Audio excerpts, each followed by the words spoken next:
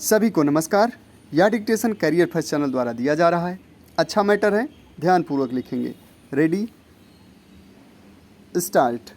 आरक्षण का अभिप्राय कुछ व्यक्तियों को सशक्त व्यक्तियों से बचाकर पदों की उपलब्धता सुनिश्चित करना है।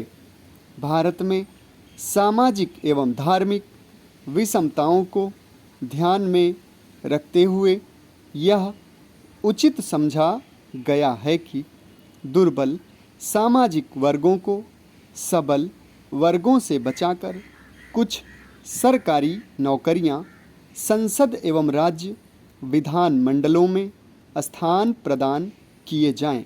इसके पीछे संविधान निर्माताओं का उद्देश्य समाज के सामाजिक स्तरीकरण में निम्न कहे जाने वाले वर्गों जो कि शैक्षिक रूप से पिछड़े हुए थे की आर्थिक, सामाजिक एवं शैक्षिक स्थिति को सुधारना था।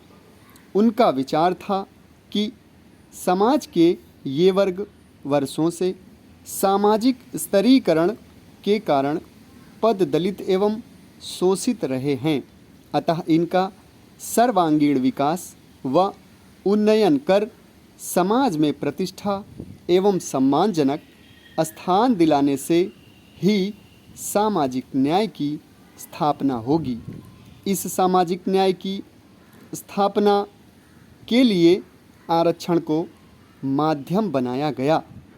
सरकारी नौकरियों में इन वर्गों को आरक्षण प्रदान करने के पीछे तर्क यह था कि यह वर्ग सामाजिक रूप से पिछड़ा होने के कारण शैक्षिक रूप से भी पिछड़ा हुआ है, जिसके कारण अन्य सामाजिक वर्गों की तुलना में यह नौकरियों में खुली समान प्रतियोगिताओं में सफल नहीं हो पाएगा। इस दुर्बल वर्ग के लिए नौकरियों में स्थान सुनिश्चित करने के लिए यह स्वीकार किया गया है कि कुछ स्थानों को केवल इनके लिए सुरक्षित किया जाए तथा इनके लिए आयु आदि मानकों में भी सामान्य अभ्यर्थियों की तुलना में शिथिलता प्रदान की जाए। सरकारी नौकरियों में आरक्षण की व्यवस्था स्वतंत्र भारत में ही नहीं अपितु स्वतंत्रता से पूर्व भी यहाँ लागू थी। 1919 के भारत सरकार के अधिनियम के लागू होने के बाद भारत के मुसलमानों ने भारत में सरकारी नौकरियों में अल्पसंख्यकों के लिए आरक्षण की मांग की। इस आरक्षण की मांग के दबाव के कारण ब्रिटिश सरकार ने 1925 में सीधी भर्ती होने वाली सरकारी नौकरियों में 33% स्थान अल्पसंख्यक समुदाय के लिए आरक्षित कर दिए। आरक्षण की इस व्यवस्था को भारत सरकार के गृह विभाग ने 4 जुलाई 1934 को एक प्रस्ताव द्वारा एक निश्चित आकार प्रदान किया।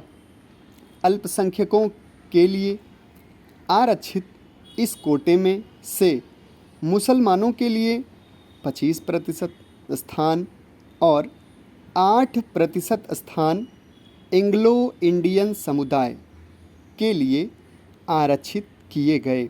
इसके अतिरिक्त अन्य अल्पसंख्यक समुदायों के लिए 6% स्थानों को आरक्षित करने का प्रावधान था। स्वतंत्रता प्राप्त करने के पश्चात सरकारी नौकरियों में मुसलमानों को दिया गया समस्त आरक्षण समाप्त कर दिया गया, लेकिन एंग्लो इंडियन समुदाय के लिए आरक्षण की व्यवस्था आगामी 10 वर्ष के लिए जारी रखी गई। मुसलमानों एवं एंग्लो इंडियन समुदाय के स्थान पर संविधान निर्माताओं ने सामाजिक एवं शैक्षिक रूप से पिछड़े वर्गों को सरकारी नौकरियों में आरक्षण की व्यवस्था के लिए संस्तुति की, जिसे स्वीकार कर लिया गया। समाप्त। धन्यवाद।